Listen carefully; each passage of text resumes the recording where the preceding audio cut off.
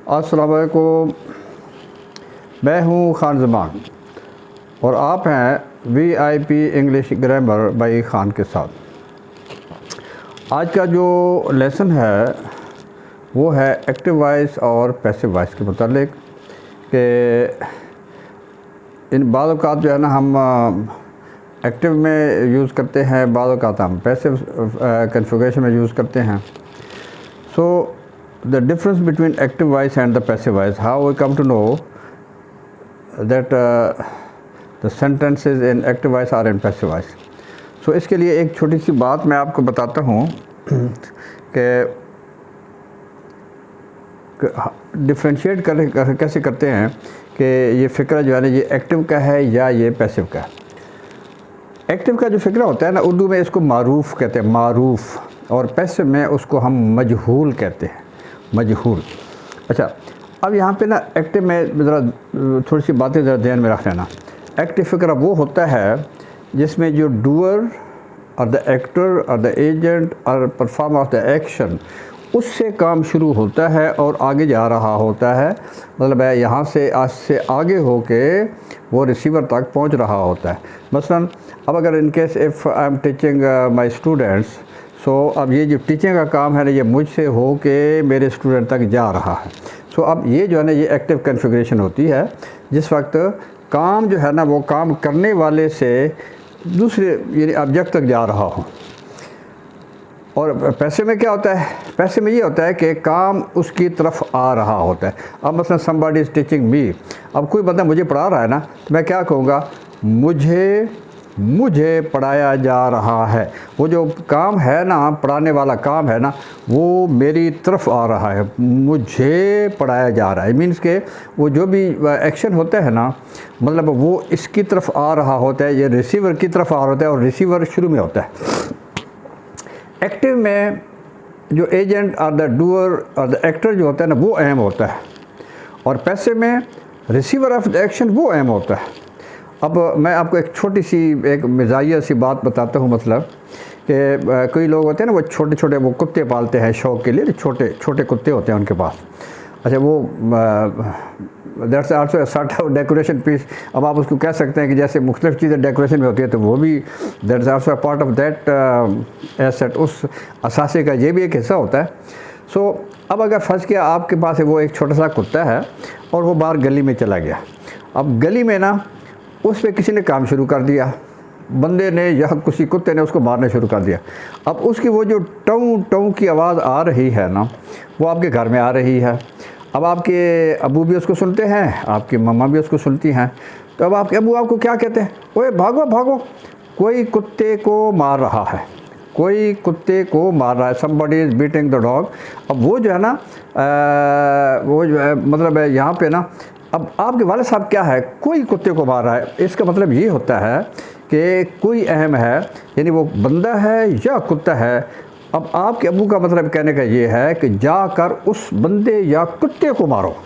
कुत्ते और छोटे मिल जाएंगे और कुत्ते बड़े मिल जाएंगे, लेकिन उस बंदे ने हमारी गैरत को ललकारा है, हमारे घर में आके हमारे कुत्ते को मार रहा है, कल हमें भी चढ़ाई कर सकते हैं। लिहाजा उस ये गैरत का मसला, उस बंदे को मारो।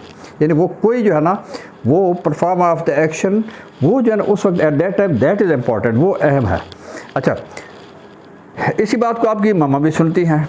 वो कहती हैं अरे भागो, बाहर जाओ, बाहर जाओ, कुत्ते को मार पड़ रही है, कुत्ते को मारा जा रहा है।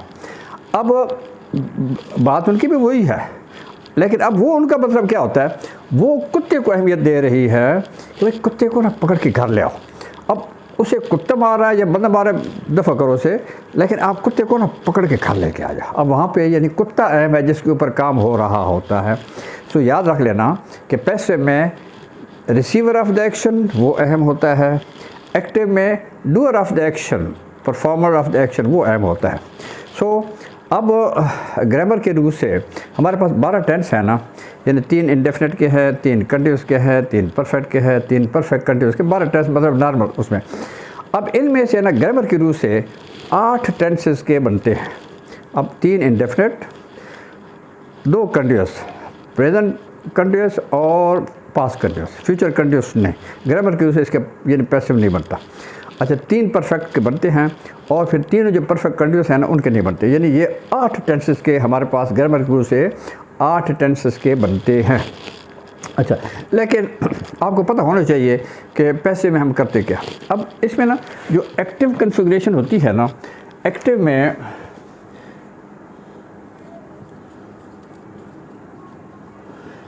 ये होता है ना कि सब्जेक्ट होता है, वर्ब होता है और ऑब्जेक्ट होता है।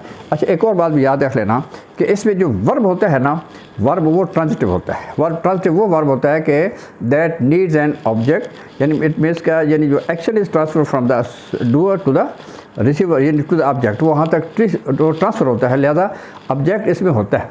अब ये जो होता है ना, ये एक्टिव में मतलब उसमें है। अब पैसे में क्या होता है? पैसे में आपसे बंदा पूछे भाई पैसे में हम क्या करते हैं?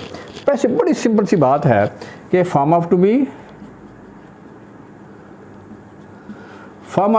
बी यानी बी की जो फॉर्म है ना, इसके बाद आप थर्ड फॉर्म लगा देते हैं।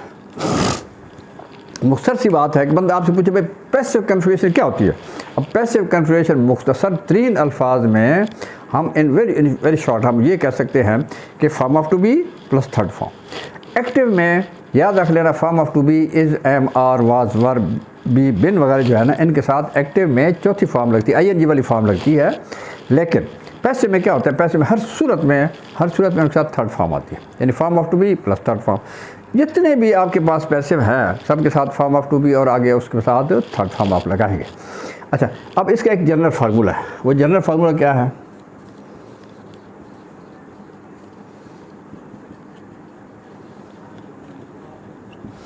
जनरल फार्मूला में ये है ना कि आपके पास सब्जेक्ट है, वर्ब है, ऑब्जेक्ट है। अब वर्ब की कोई भी फॉर्म है, हेल्प वर्ब है या नहीं है, यो भी है, मतलब है यानी ये कन्फिगरेशन ये है कि हेल्प वर्ब होगा, वर्ब होगा, that depends upon the tense कि वो कौन सा टेंस यूज़ कर रहे हैं, उसके मुताबिक वहाँ पे अगर यानी वर्ब है या उसके साथ हेल्प वर्ब है या नहीं है, ये एंड सो ऑन कोई भी है। लेकिन अब इसके जो प्रोसेस क्या होते हैं? इसका प्रोसेस पहला बात ये होता है कि आप इसको, ये जो ऑब्जेक्ट है ना, इसको आप सब्जेक्ट बना दें, यानी ऑब्जेक्ट को आपने सब्जेक्ट बना देना। ये सब्जेक्ट बने एक्चुअली ये क्या था? अब ये आपका ऑब्जेक्ट था, ये ऑब्जेक्ट था, लेकिन मैंने इसको सब्जेक्ट बना दिया। यानी अगर मी है ना, वहाँ पे मी है तो मी यहाँ पे आगे आई हो जाएगा। अच्छा, अब इसके बाद सेकंड बार, ये पहला काम है। दूसरा काम आप ये करते हैं इसमें ना कि आप हेल्प वर्ब लगाते हैं इसके मुताबिक, और टेंस को देखते हुए, टेंस आप देखिए कौन सा टेंस है, उस टेंस के मुताबिक आपने हेल्प वर्ब लगाना है। तीसरा काम आपने ये करना होता है कि ये जो वर्ब है ना, इसकी आपने थर्ड फॉर्म लगा देनी है। अच्छा, अब ग्रामर के रूल से यहाँ तक आपका पैसे मुकम्मल हो चुका है। ये ह्यूमन्स वगैरह या जब लिविंग चीज़ें जब होती है ना, उनमें बेशक यहाँ तक आप लगा दें, आपका एक्चुअली ग्रामर के रूल से आपका पैसे मुकम्मल हो गया। क्यों? यहाँ पे ना यानी रिसीवर ऑफ द एक्शन वो अहम होता है, हमने उसको रिसीवर ऑफ द एक्शन ये था, हमने इसकी बात कर दी। लेकिन अगर मुकम्मल इसको करना है ना, तो मुकम्मल में इसका ये होता है कि चौथा काम आप ये करते हैं कि बाई लगा देते हैं,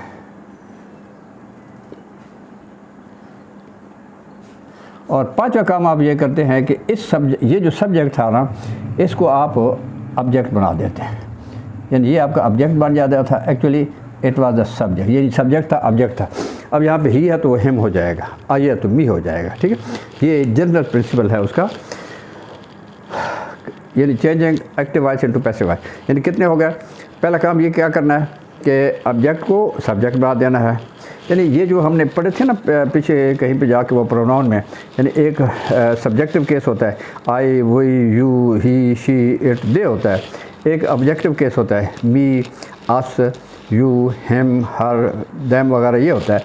अब आपने ये वाले जो है ना, इनको आपने इधर बदलना होता है, इनको आपने उधर बदलना, यानी ये वाले इनको आपने, पहला काम आपने ये करना है कि ऑब्जेक्ट को आपने सब्जेक्ट बना देना, इसके मुताबिक कंसर्निंग यानी रिलेटेड टू दिस सब्जेक्ट आपने हेल्प वर्ब लगाना है, वर्ब की आपने तीसरी फॉर्म देनी है, बाई लगाना है, और आप इसको उधर कर देंगे। अच्छा, इसमें ना ये एक और भी बात सुन लें, कई दफ़े ऐसे होता है ना निशानी कि एक ऐसा फ़िक्रा जिसमें सब्जेक्ट हो ही ना, मसलन यहाँ तो सेब खाए जा रहे हैं, यहाँ तो सेब खाए जा रहे हैं।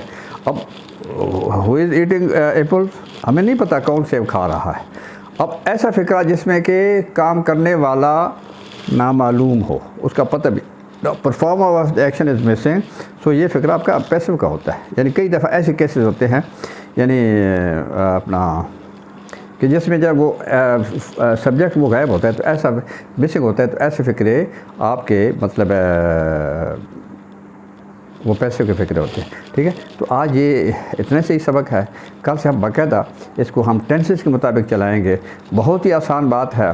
अब आप समझ वाली बातें ये हैं कि एक्टिव काम करने वाला अहम होता है, पैसिव जिस पे काम होता है रिसीवर ऑफ द एक्शन वो अहम होता है, शुरू में आता है।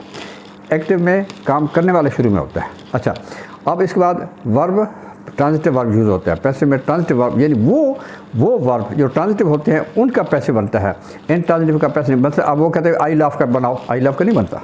अब वजह लव जो है ना, ये इंट्रांजिटिव वर्ब है, इसका पैसिव नहीं बनेगा। पैसिव बनाने के लिए आपका वर्ब ट्रांजिटिव होना चाहिए। अच्छा, फिर जो टेंसेस है ना, मैंने आपको बताया कि 8 टेंसेस के बनते हैं। फिर इम्पेरेटिव सेंटेंसेस के बनते हैं, जिसमें किसी का बात को हुक्म दिया जाता है, किसी बात मना की जाती है।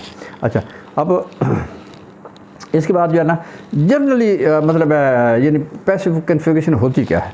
पैसिव जो है ना, आपसे बंदा मुख्तसर पूछे भाई पैसिव, भाई 2 हरफों में मुझे बताओ पैसिव क्या होता है। तो पैसिव क्या होता है, form of to be plus third form. यानी ये मुख्तसर तरीन उसका जवाब है कि पैसिव कन्फिगरेशन में मतलब we use the third form with form of to be. अच्छा, अब इसका जनरल फार्मूला क्या है। जनरल फार्मूला ये है कि सब्जेक्ट वर्ब SVO कंस्ट्रक्शन है ना, तो अब इसमें ऑब्जेक्ट को सब्जेक्ट बना देते हैं, इसके मुताबिक हेल्पिंग वर्ब लगाते हैं, टेंस के मुताबिक देखते हुए उसको लगाएंगे। तीसरा काम हम ये करते हैं, वर्ब के हम थर्ड फॉर्म लगा देते हैं, बाई लगाते हैं, सब्जेक्ट को ऑब्जेक्ट बना देते हैं। तो ये जो है ना, ये आपका एक्टिव टू पैसिव वॉइस में कन्वर्ट करने का तरीका। ठीक है, यहाँ तक आज यही सब कुछ है आपका। कल से इंशाअल्लाह हम जो है ना फिर नेक्स्ट लेक्चर जो होगा ना, वो आपका होगा कि इंडेफिनेट को हम कैसे कन्वर्ट करते हैं, अच्छा कंडीशनल को कैसे करते हैं, परफेक्ट कैसे करते हैं, हम उस पर बात करेंगे। ठीक है, थैंक यू वेरी मच। अगर आपको ये पसंद आया इसको सब्सक्राइब करें, लाइक करें, शेयर करें, बेल आइकन को प्रेस कर दें। Nice of you, see you to next time इंशाल्लाह।